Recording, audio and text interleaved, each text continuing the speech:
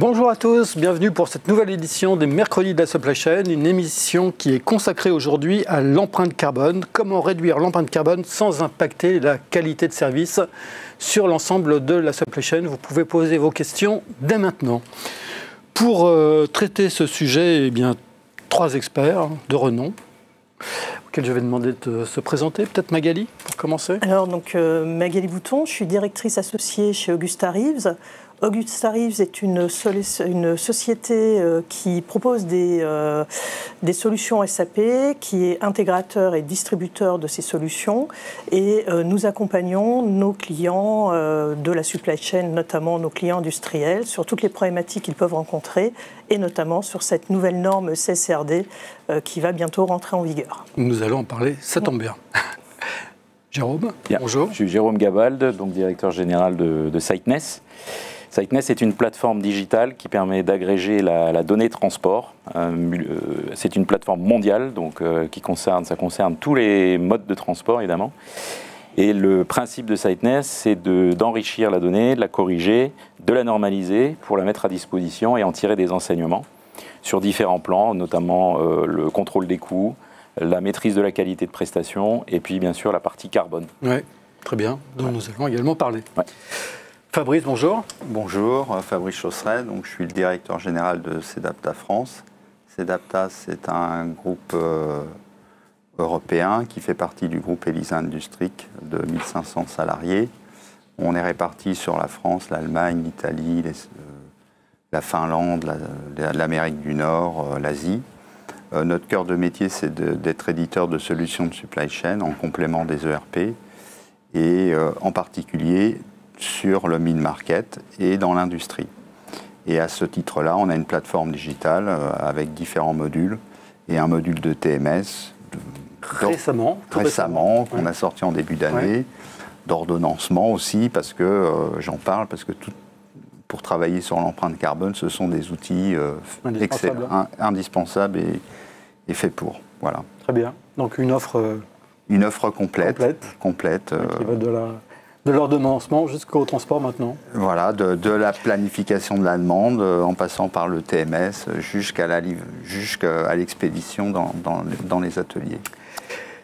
Merci à vous 3. Alors, pour commencer, si on veut s'attaquer à l'empreinte carbone, Magali, comment fait-on pour justement analyser le besoin et voir sur l'ensemble de la supply chain, comment on peut justement évaluer cette empreinte carbone? Alors, c'est une vaste question, donc ça va dépendre, je dirais, de plusieurs paramètres. Oui. Le premier, c'est la connaissance des processus de l'entreprise, en fait, comment elle maîtrise toute sa chaîne de transport, logistique, que ce soit de l'approvisionnement à l'envoi. Et puis, ça va dépendre aussi des volumes. Donc, en général, nous, quand nos clients nous appellent, il y a une problématique légale. Et ce que l'on fait avec eux, c'est qu'on va regarder sur chaque étape de la chaîne, là où on peut effectivement avoir un impact de mesure de l'empreinte carbone et comment, justement, quel levier on peut avoir pour réduire cette empreinte carbone et en tout cas avoir des données fiables. Voilà. Toutes les entreprises aujourd'hui veulent réduire Alors, on n'a pas le choix. Je dirais que d'un point de vue économique, c'est vraiment ce qui va primer. Il ne faut pas non plus penser que c'est parce qu'il y a une loi qui veut maîtriser les gaz à effet de serre que ça va faire avancer les choses, c'est surtout d'un point de vue économique. Donc là, effectivement, ils vont venir nous demander en disant, bah oui, il peut y avoir des contraintes avec des amendes, avec des vraies problématiques. On va voir avec eux.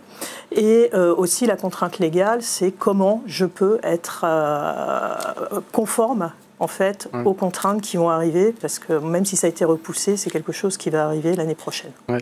Quand les clients viennent vous voir, qu'est-ce qu'ils vous demandent précisément? Alors déjà, il y a 2 types de clients. Les clients en veille technologique, donc eux, ils sont au courant de tout.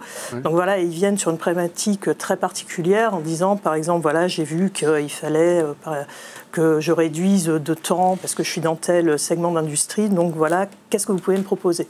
Donc là, on a déjà, je dirais, un cas d'usage davantage qu'on va pouvoir creuser avec le client. Ouais. Et puis, il y a le client qui dit, bon, j'ai entendu parler d'une norme, je ne sais pas trop ce qu'il y a derrière, et comment on peut faire? Qu'est-ce que vous proposez, vous, en tant qu'intégrateur, mais aussi en tant que conseil? Qu'est-ce que vous pouvez amener, en fait, avec vos solutions SAP ou même non SAP? Donc, on va, en fait, aller voir le client. On va regarder les normes, là où, effectivement, on peut avoir des leviers, et puis on va ensuite faire des propositions. Par exemple, on peut revenir 2 minutes sur la norme. Qu'est-ce qu'elle englobe? Alors la norme, elle est très large, parce qu'on parle de la CSRD, donc c'est des normes ESG, environnement, sociétal et gouvernance. Donc environnement, c'est tout ce de quoi ça parle. Ça parle effectivement des kilomètres, des gaz à effet de serre, de l'eau, de tout ce qui est vraiment comment utiliser le moins d'éléments, de consommer le moins possible. D'externalités négatives. Voilà, exactement. Après, le sociétal, c'est tout ce qu'on peut faire au niveau des associations. Voilà, l'aide aux associations, au sein de l'entreprise, le bien-être de ses salariés. Donc là, on a commencé, les entreprises ont déjà ça en tête, parce que le bien-être des salariés, c'est quelque chose qui fait partie maintenant du monde du travail. Et puis la gouvernance, c'est comment je vais gérer avec les lois éthiques, faire en sorte. Donc nous, on est vraiment, quand on parle de la supply chain, on est sur le premier, le E, donc l'environnement. Et c'est ça qui est très important, c'est comment faire en sorte d'être le moins consommateur d'énergie, d'avoir une bonne image aussi, de ne pas être pollueur, de faire en sorte aussi que mes clients soient contents, de réussir à livrer en temps et en heure, d'avoir les produits quand il faut. Enfin voilà, c'est toutes ces problématiques-là qu'on va regarder avec nos clients, et suivant les types d'industrie. Alors une chose est de les regarder, après une autre est de trouver la solution qui convient. Exactement. Et alors vous le rappeliez tout à l'heure, vous êtes Auguste Tarif, donc c'est un peu le bras armé de SAP, c'est ça? Exactement. Donc nous, on est vraiment sur toutes les solutions de SAP. SAP, c'est des centaines de milliers de clients à travers le monde. C'est très large, ça va, je dirais, du début, donc de la prise de contact avec le client jusqu'au paiement, jusqu'à vraiment à la production de reporting pour les actionnaires. Donc on se doit de connaître vraiment, je dirais, le monde de l'entreprise dans sa globalité, avec bien sûr des spécialisations suivant, je dirais, les départements, les thématiques, nos clients. Et quand on a des nouvelles règles, des nouvelles normes, ou en tout cas des nouvelles tendances, on se doit d'être en veille technologique. Donc déjà de connaître la réglementation, d'aller voir SAP ce qu'il propose, donc de travailler étroitement avec SAP, d'être force de proposition aussi, d'être précurseur sur des demandes. On peut très bien dire, voilà, nous on sent que chez nos clients on a telle ou telle problématique, donc on peut influencer. Et puis on peut aussi construire avec SAP quelque chose, donc pour proposer à nos clients, je dirais, le meilleur des solutions qui sont sur le marché. Qu'on soit utilisateur de SAP ou qu'on ait envie d'y venir. Alors, ou même qu'on ne soit pas utilisateur, on peut prendre SAP, peut aussi être utilisé, donc c'est aussi ce que nous faisons chez Auguste Tarif. Nous pouvons proposer des solutions SAP, même chez des clients qui n'ont pas forcément SAP. Voilà. SAP peut coexister avec d'autres solutions. Merci. Jérôme, tout à l'heure, vous êtes présenté en disant que votre métier, c'est la donnée, c'est le nettoyage de la donnée. Comment ça se concrétise, comment vous y prenez justement pour analyser la donnée sur l'ensemble de la chaîne de transport? Alors effectivement, nous, on est spécialisé sur la data transport.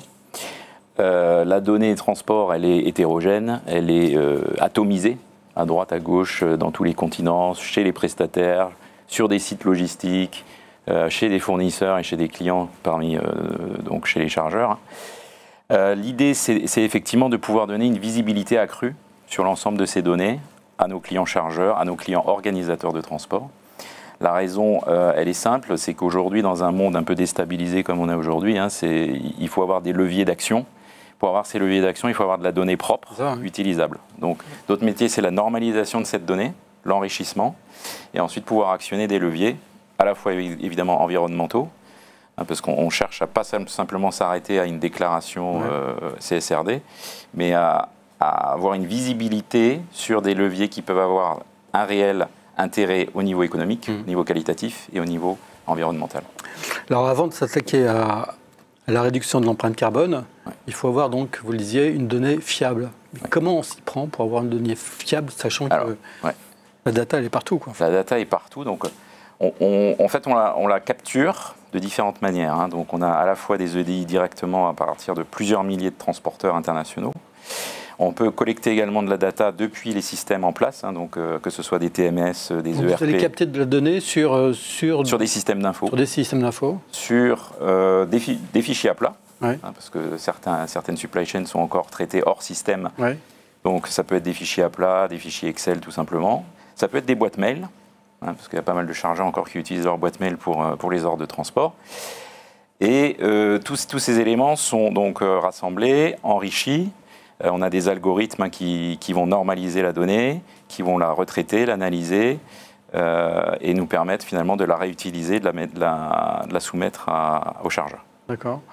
Donc ça vous permet d'avoir une sorte de mapping des émissions de CO2 sur l'ensemble de... C'est ça. En fait, le premier objectif, c'est de donner une sorte de tableau de bord visuel sur la volumétrie, les budgets et les coûts dans le détail, hein, parce qu'on va rentrer vraiment dans le détail des coûts. Ouais. On n'aura pas simplement un all-in, hein, on va avoir vraiment le détail des coûts.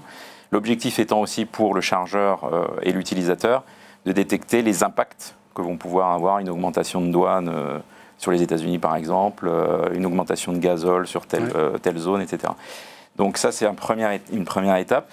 Et grâce à cette donnée-là, ensuite, on peut tirer vers la qualité, c'est-à-dire on va détecter si le plan de transport est respecté, si la promesse contractuelle est respectée. Et puis, in fine, on arrive sur le carbone, où on va pouvoir actionner donc, des leviers de réduction, lier la réduction avec l'impact tarifaire ou l'impact qualitatif. C'est-à-dire que vous proposez des scénarios qui incluent donc une réduction du CO2, c'est ça? On part d'un constat. Ensuite, déjà, ça donne une bonne photo pour l'utilisateur, hein, c'est-à-dire qu'il a une vraie photo de son existant. Il peut du coup avoir une visibilité qui n'est pas forcément évidente à avoir à travers un système d'info, un TMS, hein, parce qu'aujourd'hui, souvent, c'est segmenté, c'est spécialisé par module, par région, par pays. Là, l'idée, c'est que nous, on n'est pas sur de l'exécution ni du planning, hein, on est purement sur de la récolte de données, du reporting ou du reporting instantané lié à une qualité de transport. D'accord. Et vos clients, c'est qui? C'est plutôt des industriels, des distributeurs, des transporteurs? Alors, ça peut être tout ça. Ça peut être à la fois des organisateurs, des gros organisateurs de transport. Ça peut être des gros chargeurs industriels ou des distributeurs qui, en général, évidemment, ont une supply chain complexe. Hein, donc, hors France européenne, pan-européenne et puis internationale sur l'ensemble des flux des trois modes. Hein. D'accord. Moi, je suis industriel. Je viens vous voir, M. Cabald, j'ai un objectif, il faut que je réduise de 25% mon CO2. Qu'est-ce que vous me proposez? On peut analyser du coup l'ensemble des flux, c'est-à-dire que le service études va pouvoir soumettre des hypothèses, des plans d'action. Alors bien sûr, il peut y avoir, je vais donner un exemple, hein. On a récemment fait une étude, un industriel voulait investir dans une machine à cartonner pour éviter le vide à l'intérieur des cartons. On a mesuré immédiatement l'impact que ça allait représenter au niveau du transport, en termes de volume, en termes d'occupation, pour en restituer à la fois l'impact budgétaire, l'impact qualitatif, et puis bien sûr la traçabilité carbone et les émissions de carbone associées. Donc ça peut être fait en amont, avant une prise de décision pour un industriel. Et ça marche. Et ça marche.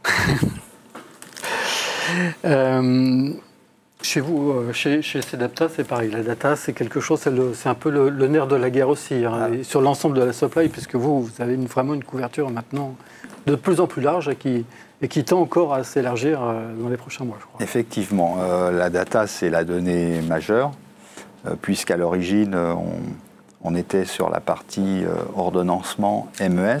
Donc, ce qu'il faut savoir, le MES, on récolte de la data. On récolte énormément de data d'entreprise, y compris sur les modes de sur les températures, sur les cuissons, sur l'énergie. Donc à partir du MES, on a déjà de la data autour de l'énergie. Sur l'ordonnancement, c'est pareil. Sur l'ordonnancement, quand vous planifiez, quand vous ordonnez des tâches de travail, vous pouvez, en fonction de la contrainte que vous mettez, ordonnancer dans le bon ordre pour consommer le moins possible d'eau. Ouais. Plutôt que d'éviter 50 nettoyages, vous optimisez toute cette chaîne. Vous pouvez aussi optimiser toute la chaîne de consommation énergétique. Parce qu'en fait, vous allez choisir les bonnes machines au bon moment, avec les bons opérateurs, les bons OF. Donc la data, pour nous, c'est vraiment... Et maintenant le transport. Et maintenant le transport, avec notre module de TMS. Ouais. Alors, notre module de TMS, c'est un module de TMS multimodal, chargeur. Ce module de TMS, il est très classique, hein. Il va faire toutes les fonctions connues, la traçabilité, l'optimisation. Mais à ce module-là, on a ajouté un module autour de la sustainability, donc ouais. Pour mesurer toute l'empreinte carbone. Et l'intérêt, c'est que c'est pareil, avec nos algorithmes, on peut optimiser les tournées, on peut optimiser toute l'empreinte. Et calculer le bon parcours au bon moment pour le délivrer sur la bonne usine au bon endroit. Voilà, c'est ça. Non seulement donc, il permet cet outil de mesurer les émissions de CO2, mais en plus il permet aussi de réduire le nombre de kilomètres parcourus. Voilà, et sur cette fameuse plateforme ouais. où on va avoir un module de planification de la demande, d'inventory, de TMS, d'ordonnancement, de planification, en fait, on va pouvoir, sur une même base de données, optimiser toute cette... et mesurer toute la consommation. Ouais. Et justement, vos clients, alors, quand ils viennent vous voir pour réduire leur empreinte carbone, c'est plutôt sur la partie production ou plutôt sur la partie... Honnêtement, aujourd'hui, c'est plutôt sur la partie TMS. Sur la partie production, alors, pour la petite histoire, nous, on avait sorti un module il y a une petite dizaine d'années autour de la consommation énergétique. Ça a mis beaucoup de temps à décoller. Donc l'industriel, il est dans une démarche plus globale où il a des taux à respecter et des normes dont on parlait tout à l'heure. Et on descend rarement dans l'atelier. On pourrait, mais on descend rarement dans l'atelier. La vraie demande, elle est sur le TMS. C'est votre avis aussi? Ça dépend vraiment des secteurs, puisque j'ai en tête un façonneur, je dirais, de fashion, hein, de mode, qui produit en France. Et justement, il y a quelques années, lui est allé dans l'atelier et a essayé de voir tous les leviers qu'il avait au niveau environnemental. Donc effectivement, il y a 10 ans, personne n'y aurait pensé. Ça fait 5 ans. Là, c'est vraiment son image, en fait, qui était en jeu. Et l'objectif était de dire, regardez, moi je suis vertueux, je recycle mon eau, je consomme moins, je mets des panneaux solaires, et pourtant sur de la vraie production. Hein, et effectivement, donc ça va dépendre des secteurs en termes d'image. Donc c'est vrai, si on produit des avions... Et puis c'est un indicateur plus global. Exactement. Plus, en fait, comme évoqué, vous mettez des panneaux solaires, vous travaillez sur la consommation d'eau, la consommation énergétique, mais ce sont des indicateurs globaux. Mais en termes d'image, je pense qu'il y a aussi quelque chose qu'il faut prendre en compte, c'est l'image auprès des clients. Alors effectivement, quand on est dans de l'industrie vraiment lourde, l'image, quand on produit des avions, des trains, c'est moins important, même si effectivement ça peut faire pencher un peu la balance. Après, quand il y a des produits qui sont plus à destination des consommateurs finaux comme nous, oui, ça peut avoir un impact. Donc là, on peut aussi travailler sur le gain d'image versus le gain aussi en termes d'empreinte carbone. Si on voulait descendre un petit peu plus sur le concret et voir quels sont les leviers qui permettent de réduire justement les émissions de CO2, est-ce que par exemple le report modal, c'est une piste sur laquelle vous travaillez? Est-ce que c'est quelque chose ça fait partie des préconisations que vous avez chez SiteNess? Ça peut être un axe. Je dirais qu'en fonction de la supply chain du client, de la situation, des lignes à disposition, ça peut être des axes. J'ai un exemple justement dans le fashion retail, où on a pu préconiser la mise en place d'une ligne en rail, ce qui est assez surprenant d'ailleurs, et sur du B2C en plus, qui ont permis, donc en amont, avec une traction électrique, rejoindre le terminal de chargement, descendre du nord au sud de la France, et aller livrer ensuite, au départ du point de chute au sud, le client final. Et ça se révèle à la fois économiquement viable et intéressant, et puis bien sûr au niveau environnemental avec un bon impact, favorable. Donc, et puis on peut dire que aujourd'hui, tous les prospects s'interrogent sur ce sujet-là. Ouais. C'est pas, on n'est pas des précurseurs, c'est vraiment tout. Si on s'intéresse à un TMS, on s'intéresse à ces sujets-là. Ouais.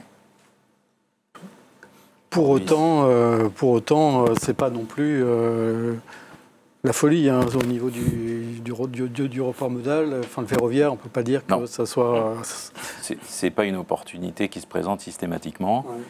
Ouais. Moi, je pense que le premier axe, c'est pas forcément le report modal, c'est déjà l'organisation et l'optimisation au sein même de l'organisation industrielle. Alors, ça veut dire quoi? C'est-à-dire, par exemple, des circuits plus courts. Voilà. Ça peut être des circuits plus courts, donc un sourcing différencié ou différent de ce qu'on a pu faire jusque-là en essayant de chercher des produits ou des fournisseurs à l'autre bout du monde. Donc essayer peut-être de se rapprocher effectivement des lieux de consommation, mais ça peut être aussi sur des segments précis, identifier des segments précis de la supply chain pour légèrement adapter le mode de fonctionnement, trouver un transporteur plus vertueux, etc. Oui, ça rejoint ce que une économie de kilomètres parcourus, voilà, des tournées mieux pensées, des appros, parce que c'est aussi un sujet important, des appros mieux réfléchis. Ouais. Des mini-hubs aussi. Enfin, il y a des clients qui nous demandent en fait qu'est-ce que je peux apporter si je fais des mini-entrepôts en fait intermédiaires pour justement concentrer aussi ma marchandise et faire en sorte d'être le plus proche de mes clients. Oui. Mais ça implique aussi une collaboration peut-être plus forte entre tous les acteurs de la chaîne, quoi, finalement. Ah oui, et c'est ça qui est vraiment très important, c'est comment dans la globalité, en fait, je peux réduire mon empreinte carbone en allant chercher des axes d'amélioration tout en ne pénalisant pas en fait les autres. Et c'est la grande complexité, puisque là, quand on parle effectivement d'aller prendre un fournisseur à côté, ça a un coût. Alors oui, ça n'a pas le coût du transport, mais c'est un coût un peu plus supérieur en général que d'aller le prendre au bout du monde. Donc voilà, c'est quel est le gain que je vais pouvoir en tirer? Est-ce que les produits sont de meilleure qualité? Est-ce que je peux, mettre en avant toute cette problématique? Et c'est ça la complexité, parce que là, on parle effectivement du transport, donc c'est simple. Est-ce que je prends l'avion? Est-ce que je ne prends pas l'avion? Mais effectivement, on a vite fait le tour. Le gain, à part les carburants qui sont de plus en plus verts ou pas, voilà, donc les leviers, il faut en trouver d'autres. Oui, c'est ça. Je pense qu'il y a des leviers d'action... encore une fois, à identifier dans la supply chain, dans sa propre supply chain, sans faire appel forcément à des investissements sur des véhicules plus vertueux. La transition énergétique, c'est quand même quelque chose sur lequel vous travaillez aussi, ça, des véhicules plus... Alors nous, indirectement, on peut proposer des choses, mais c'est vrai qu'on est plus sur des cas qu'on a pu intégrer vis-à-vis de nos clients, qu'on peut soumettre, qu'on peut reproposer à d'autres. Ouais. Mais je dirais que ce n'est pas le levier principal. Je pense qu'il y a aussi, en termes de calcul, parce qu'on n'a pas parlé effectivement de précision de calcul sur le carbone, je pense que c'est un point très important. Donc là, il y a une notion d'interopérabilité entre prestataires qui est très importante. Parce qu'à force de, finalement, en prenant des moyennes, parce qu'aujourd'hui, c'est vrai que le calcul carbone se base quand même essentiellement sur des moyennes et pas sur de la donnée primaire, parce que c'est encore très compliqué à obtenir. L'IoT n'est pas encore complètement en place. L'interopérabilité des systèmes est encore perfectible, on va dire. Mais quand on aura atteint un bon niveau et un certain seuil, je pense que là, on pourra vraiment faire du calcul beaucoup plus fin et avoir une notion de rapidité en termes de décision. Ce qui n'est pas encore le cas aujourd'hui, où on se base quand même sur des calculs, sur des modélisations ou des moyennes. C'est à ce niveau du débat qu'en général, on commence à parler d'intelligence artificielle. Voilà. Là, on voit par exemple chez SAP, il y a eu le développement justement d'une solution qui permet de capter la donnée provenant de systèmes externes, donc de fournisseurs, de transporteurs. Donc on voit que c'est quand même quelque chose qui va émerger, même si effectivement pour le moment, cette donnée-là, elle n'est pas forcément, je dirais, réelle. Elle se base aussi sur des estimations, mais on va y aller de plus en plus. Ouais. Et effectivement, l'intelligence artificielle va aussi nous amener des axes d'amélioration, des choses prédictives. En fait, on va pouvoir vraiment piloter de manière très plus fiable. Et puis arrêter d'être en pilotage réactif, où en fait on prend de la donnée, on capte, et puis on se dit voilà, là on va être plus en prédictif, en se disant bah voilà, demain, peut-être dans 2 ans, dans 3 ans, voilà où je veux être, et voilà comment je peux y arriver, avec des scénarios à mettre en place, etc. D'où l'intérêt, d'avoir de la data propre. Exactement. Ouais. Ce qui est peut-être... Sinon, le diagnostic, même réalisé par l'IA, ne va pas être... si la data n'est pas bonne, voilà, ça ne va pas être bon. Nous, l'IA, chez Cedapta, on l'intègre plutôt comme un manager. C'est-à-dire, c'est un digital manager qui va alerter ou proposer des alternatives.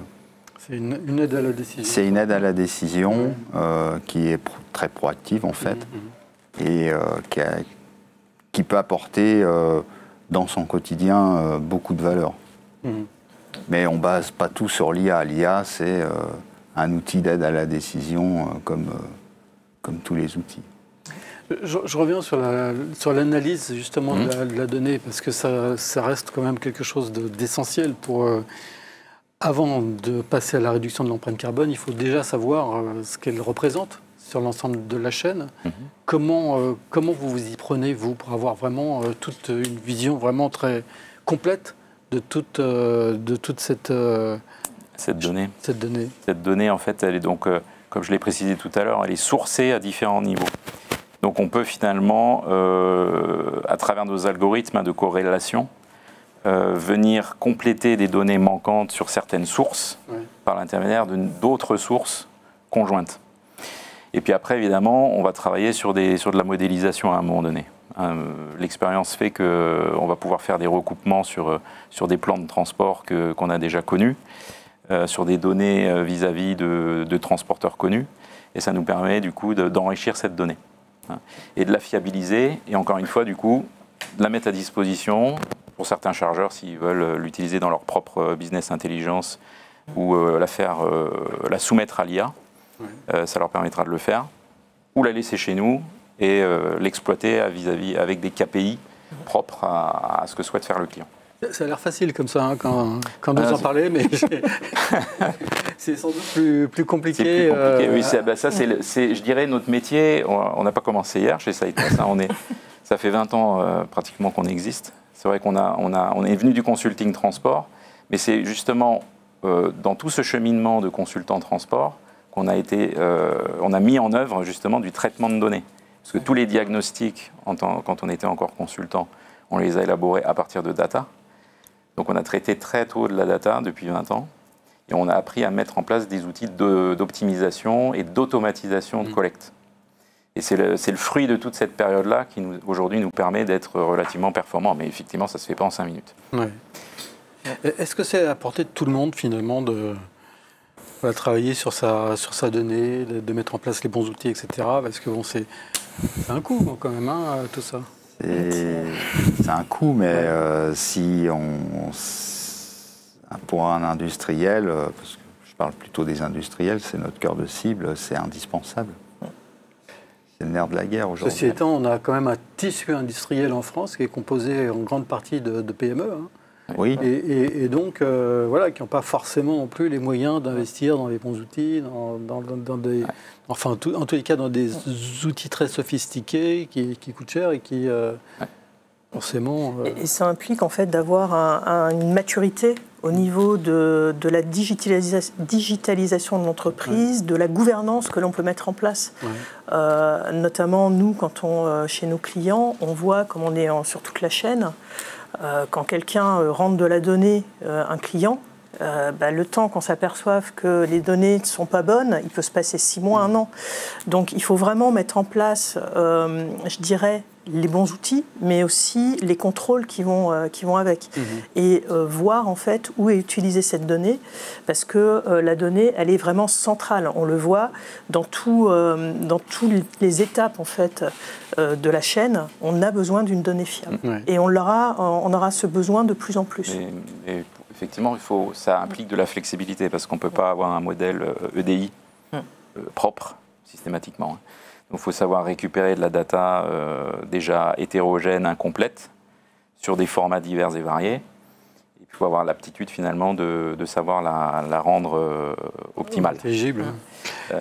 Avec la difficulté que vous évoquiez tout à l'heure d'interopérabilité, ce qui n'est pas forcément évident. Oui. Quand on passe d'une plateforme à une autre. Exactement, oui. Donc là, il faut aussi... Bon, maintenant, les messages, l'API, l'EDI se sont bien développés. Mais effectivement, il faut... Et puis, il faut collaborer, je dirais. Parce que la supply chain, c'est quand même initialement plutôt très atomisé. Chacun un peu chasse-gardée en termes de contact et de business. Mais je pense que le tournant est amorcé, parce qu'il y a beaucoup de collaboration entre éditeurs, pour finalement, parce que chaque éditeur a une spécialisation, même les TMS, on retrouve des TMS spécialisés sur certaines fonctionnalités, certains modes de transport, certains périmètres. Donc il est indispensable, je dirais, de collaborer entre nous pour capturer cette data. Quels sont les leviers sur lesquels il est plus facile d'agir pour réduire rapidement, efficacement, sans trop de dépenses, finalement, ces émissions de CO2 ?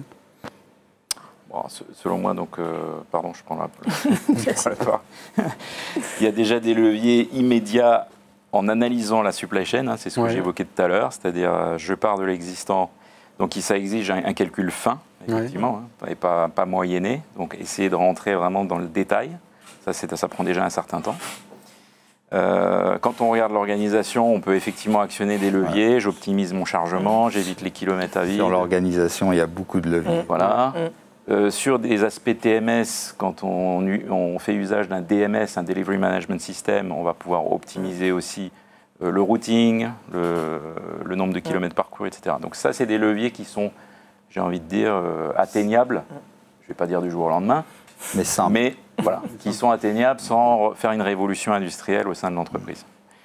Je pense qu'il y a déjà ça, et puis après, effectivement, il y a... de l'organisation, tout à l'heure, du bon sens. Beaucoup de bon sens. Beaucoup de bon sens. Et puis la volonté aussi. Je pense que gouvernance. Une gouvernance. Et il y a les choses simples. Moi, il m'est arrivé, quand j'allais visiter des entrepôts chez les clients, je voyais les camions repartir à vide. Le bon sens veut, il faut essayer de trouver, en fait, qu'est-ce que je peux faire pour ne pas qu'ils repartent à vide, ou ils repartent moitié chargés. Donc peut-être diminuer, le cubage des camions. Il y a des choses, c'est effectivement c'est observer. Je pense, une des premières actions, c'est observer un peu ce qui se passe, et puis dire, attendez, là, on peut peut-être améliorer. Donc, il y a les choses sur lesquelles on va avoir vraiment une action très rapide, très simple, enfin rapide, oui et non, mais en tout cas, on va le voir rapidement. Et puis, il y a les choses un peu assidueuses où là, on a besoin vraiment de manipuler de la donnée, de savoir ce qui se passe, donc d'avoir un calcul fiable, même si ce n'est pas un calcul basé sur du réel, mais sur des estimations, mais qui va nous permettre en fait d'amener des propositions et de prendre les bonnes décisions. Et là aussi, l'IA peut rentrer en jeu. À une certaine époque, on parlait beaucoup de mutualisation, on en parle beaucoup moins maintenant. Est-ce que c'est parce que c'est compliqué à mettre en œuvre ?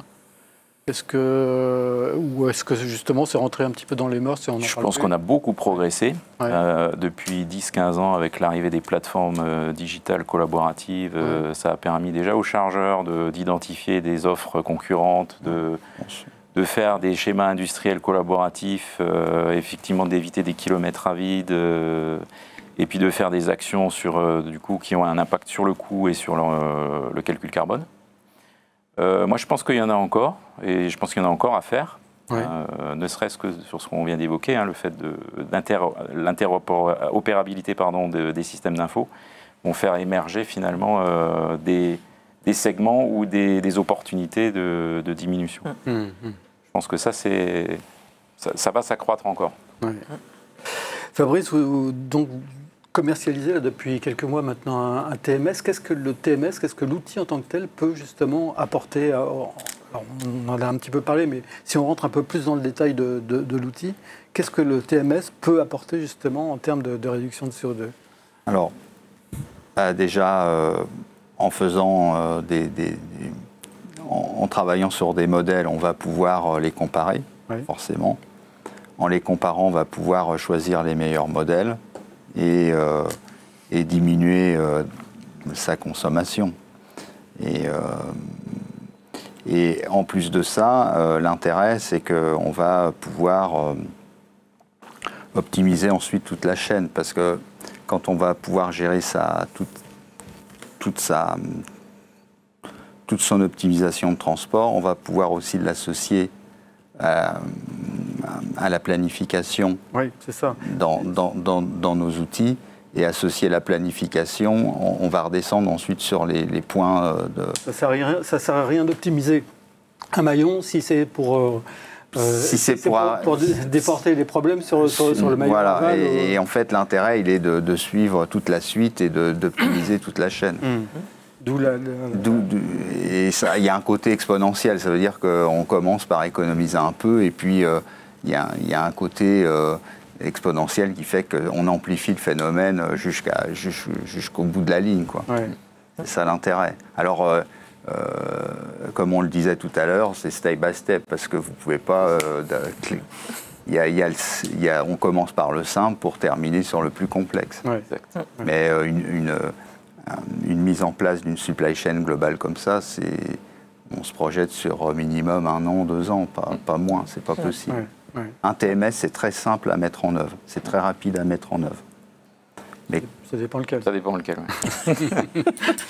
Comparé à des problématiques industrielles. J'ai rien dit. Comparé à des problématiques industrielles d'ordonnancement, de suivi de la fabrication, nous, on a l'expérience des deux. Je peux vous dire que le TMS, c'est plus simple à mettre en œuvre. Après, ça dépend aussi sur quel segment. Ça dépend sur quel segment, mais on s'aperçoit qu'il y a de la complexité, parce qu'il y a toujours de la complexité, mais il y en a moins que sur certains domaines. Parce que quand vous travaillez sur la prod, on rentre dans les IoT, on rentre dans tout ça, là, ça devient très complexe. Est-ce que justement, vous arrivez sur le marché avec une solution TMS qui est accessible à des sociétés finalement de plus petite taille que les TMS classiques, qui s'adressent souvent à des entreprises, à des grandes entreprises? Alors, nous, notre cœur de cible, c'est le mid-market. C'est pour ça que je pose la question. Donc, on l'a pensé comme tel, l'outil. Alors, on peut répondre à des petites, comme à des plus grosses, parce que la majorité de nos clients, quand même, ils font entre 100 millions et 500 millions d'euros. Donc, comparé aux outils en place, c'est vrai qu'on l'a pensé un peu différemment, parce qu'en fait, on vient d'un autre domaine. Ça, c'est un produit, enfin c'est un logiciel que vous avez vraiment développé en interne, ça? De A à Z. De A à Z. De A à Z. Et qui vient compléter finalement l'offre logicielle. Voilà, en fait, c'est une entreprise qu'on a rachetée il y a 2 ans en Italie. On a réécrit une partie de l'interface graphique pour l'harmoniser avec toute l'œuvre. Donc, forcément, il est très useful. Il plaît beaucoup. Hein. Les premières démos qu'on fait, on voit qu'il plaît énormément. Il s'implémente assez rapidement, suivant la complexité, entre 3 semaines et 1 mois et demi.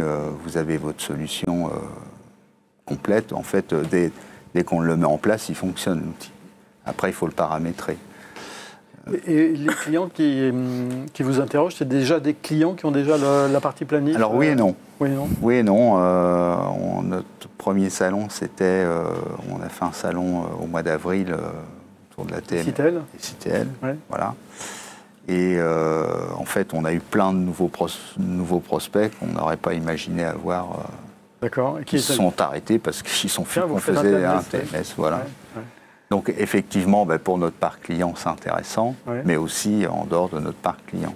Et est-ce qu'on vous approche, alors est-ce que la demande du TMS se fait sous l'angle justement réduction de CO2. Est-ce qu'on dit, tiens, on s'interroge sur cette partie-là? Non, mais à chaque fois que l'on pose qu'on pose la question, qu'on présente notre solution, ça intéresse les prospects. D'accord. Ça, c'est clair. On ne vient pas pour ça.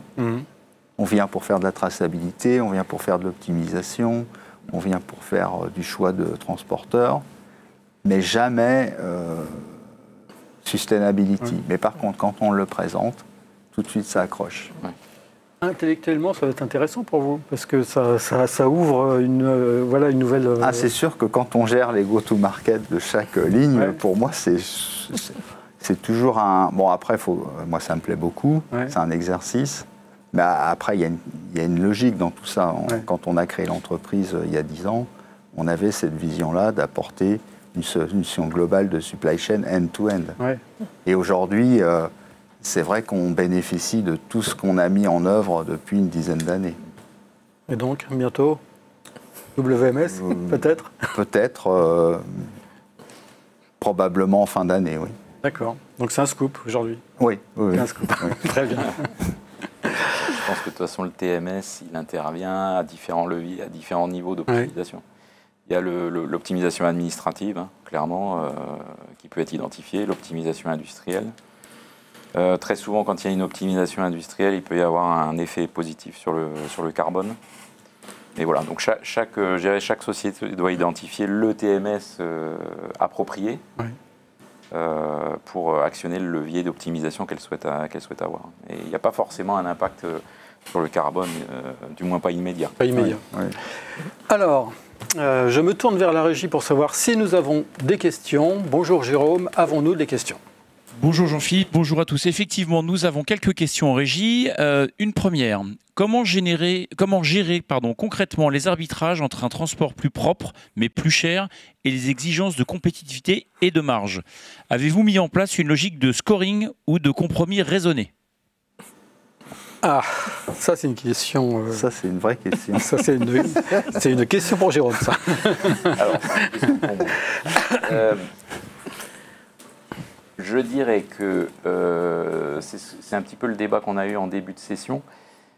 Les choix à faire pour avoir un impact carbone, à mon avis, doivent être, et c'est ce qu'on constate, doivent être orientés aussi sur le prisme rentabilité. Et très souvent, quand on optimise l'aspect budgétaire, pour diverses raisons, parce qu'on a un autre schéma logistique, un autre plan de transport, un choix effectivement plus raisonné, on fait toujours des économies en général.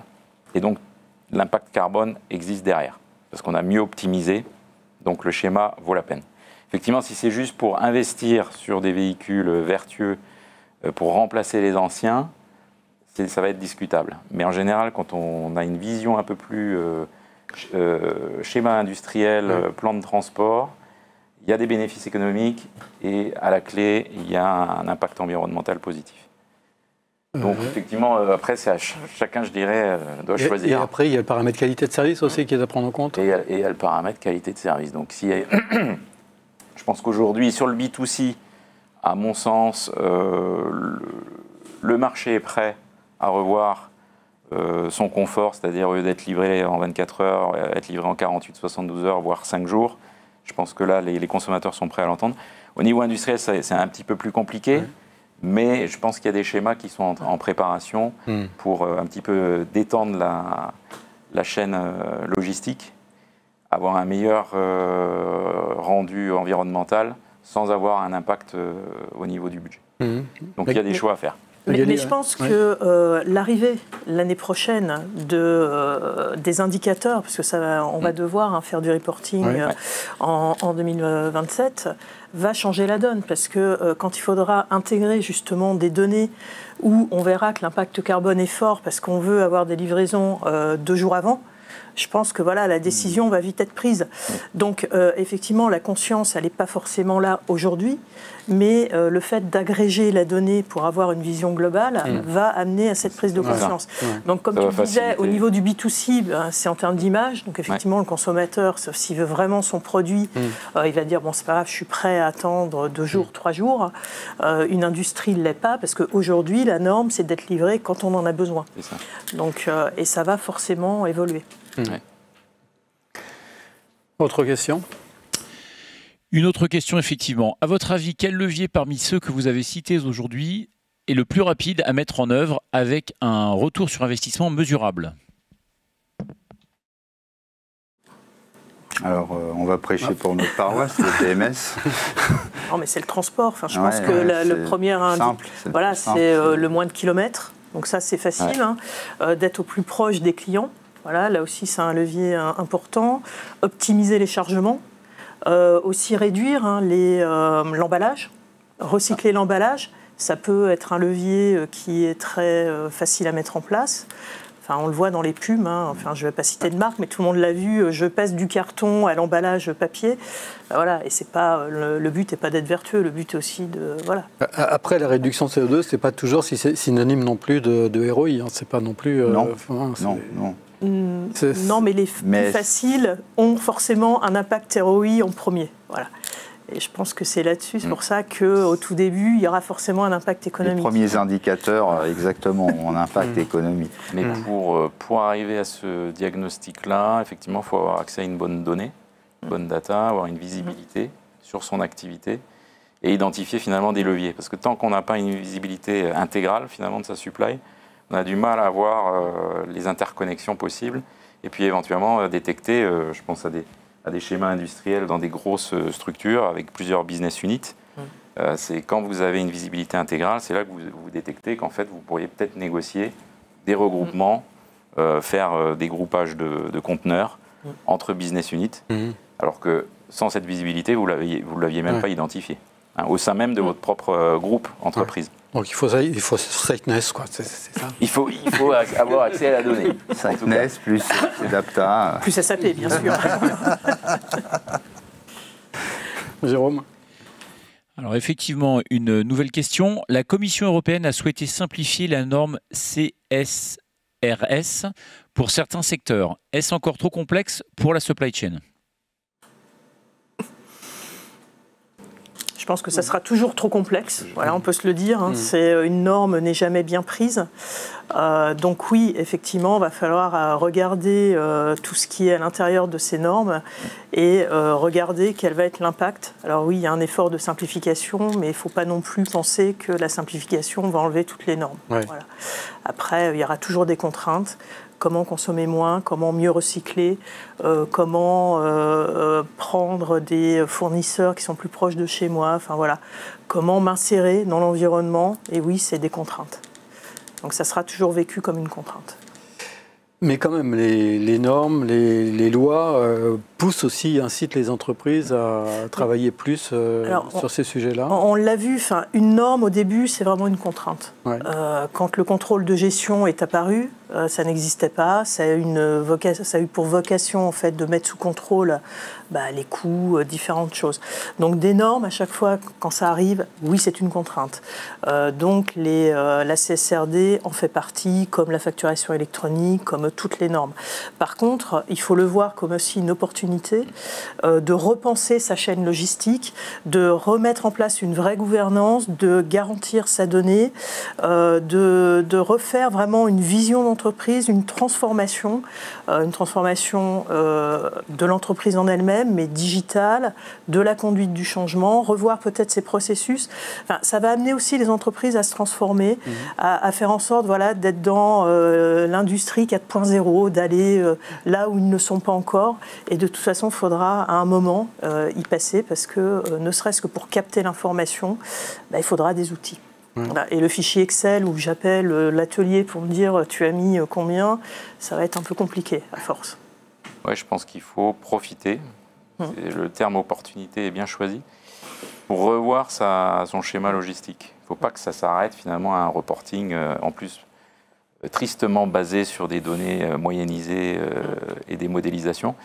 Je pense que c'est une opportunité pour revoir l'optimisation de sa supply chain et de voir l'impact que ça peut avoir justement sur l'environnement et puis évidemment sur la qualité. Trouver finalement le bon compromis, quoi. C'est ça, essayer vraiment de préserver à la fois les marges, tout en améliorant, si possible, la qualité de service et en étant plus vertueux. Pas facile quand même de jouer sur les trois tableaux, à la fois sur les trois leviers. Voilà. Non, c'est pas simple. Mais je pense qu'il y a aussi une dimension image que les entreprises n'ont pas forcément. C'est-à-dire que là, il faut sortir un petit peu de la production, du transport, et de faire savoir aussi que l'on est dans une approche vertueuse. On va changer aussi notre manière de faire. Et ça peut faire partie aussi de la pérennisation de l'entreprise et de la marque. En B2C, on le rend compte. Voilà, le B2C, c'est déjà le cas, puisque les marques le font depuis longtemps. Voilà, la fashion. C'est vraiment un argument de vente. Par contre, sur les industriels, là aussi, ça commence. Il faut se démarquer. Et de toute façon, il y aura dans les appels d'offres, ça fera partie du cahier des charges. Donc, quoi qu'il arrive, ils vont devoir y passer. Par contre, il faut une prise de conscience, il faut une volonté, il faut aussi les moyens. Dans les appels d'offres publics, ça fait déjà partie du cahier des charges. Voilà. Et on commence à le retrouver dans des grands groupes. Oui, mais là encore, l'IA sans doute permettra de faire des arbitrages plus rapidement, plus facilement. Très certainement. Et puis toutes les entreprises aujourd'hui se sont donné des objectifs quantitatifs. On travaille aussi bien dans le luxe ou le fashion où elles sont toutes objectivées à horizon 2030-2050 avec un pourcentage bien clair, donc une roadmap, donc un plan d'amélioration clairement défini. Donc je pense que maintenant les entreprises ont franchi le seuil de la pure déclaration et je pense que ce qu'on a évoqué tout à l'heure, le fait de prendre ce levier comme une opportunité, ça fait partie des souhaits, du moins chez les gros industriels aujourd'hui. Et effectivement, l'IA va apporter de l'eau au moulin, encore une fois sur la base de cette donnée, puisque la donnée doit être utilisée pour l'IA. Donc si on veut schématiser et utiliser des schémas génératifs produits par l'IA, il faudra l'alimenter avec de la donnée. Donc tous ces schémas vertueux qu'on a évoqués, interopérabilité, tracking, remontée d'infos... Ça passe par la donnée. Voilà. Et ce sera nécessaire pour l'IA.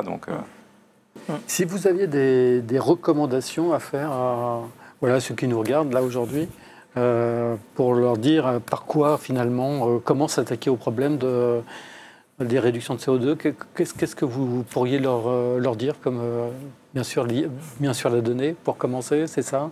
La donnée, je pense qu'il faut avoir une visibilité, ce qui n'est pas simple, parce que quand on se met sur un schéma système d'information, TMS, DMS ou autre, il faut on l'a évoqué avant, on ne peut pas le faire en une fois. Non. Il faut segmenter, il faut identifier là où on va avoir le plus de valeur ajoutée, quel va être mon retour sur investissement, et on fait un choix à un moment donné. Donc soit c'est une zone, soit c'est une mode de transport, un segment, etc. Donc on n'a toujours pas une visibilité intégrale. Donc c'est un peu le positionnement. Là, je prêche pour ma paroisse. C'est vrai que on est là pour ça. Le positionnement de Sitenes, c'est de dire avant potentiellement même d'investir, sauf si l'investissement ne soulève pas de questions. On peut très bien identifier un TMS qui effectivement va produire une valeur ajoutée très rapide parce qu'on a telle philosophie et tel positionnement de distribution. Ça, c'est indéniable. Et on peut avoir des gains rapides. Par contre, avoir une visibilité intégrale quand on a une supply chain complexe, là, c'est plus difficile d'avoir un outil. Quand je dis outil, c'est outil de planning et d'exécution.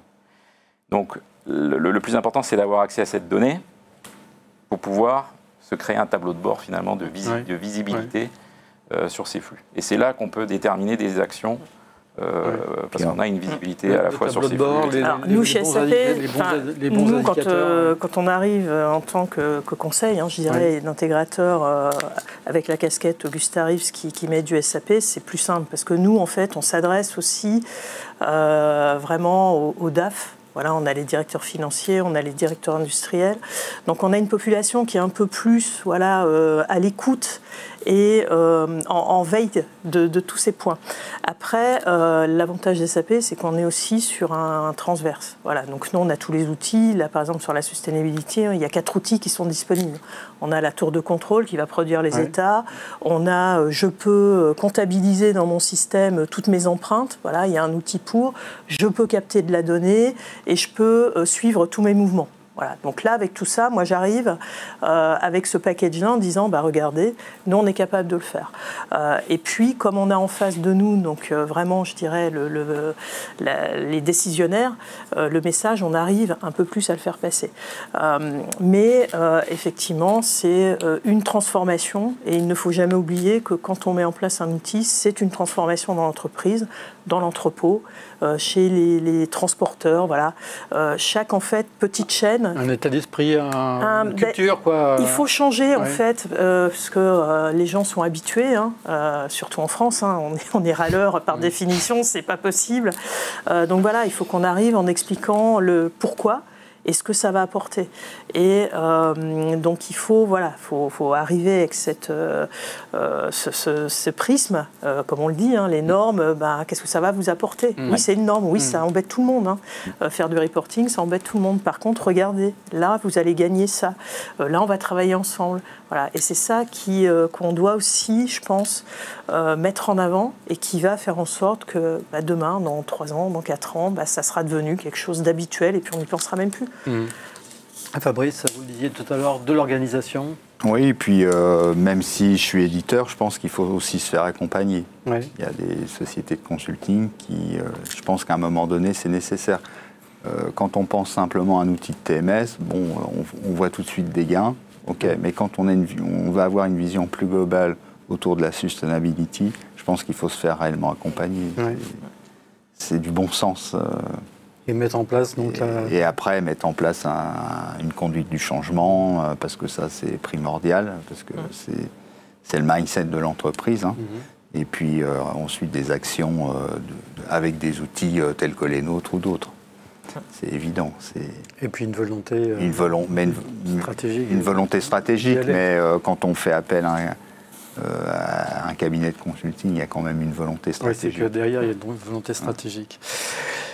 Merci beaucoup à tous les trois pour votre éclairage. Merci à vous d'avoir suivi ce débat sur l'impact carbone et la manière de le réduire. Et puis, à très bientôt pour une nouvelle table ronde dans le cadre des mercredis de la supply chain. À bientôt. Au revoir.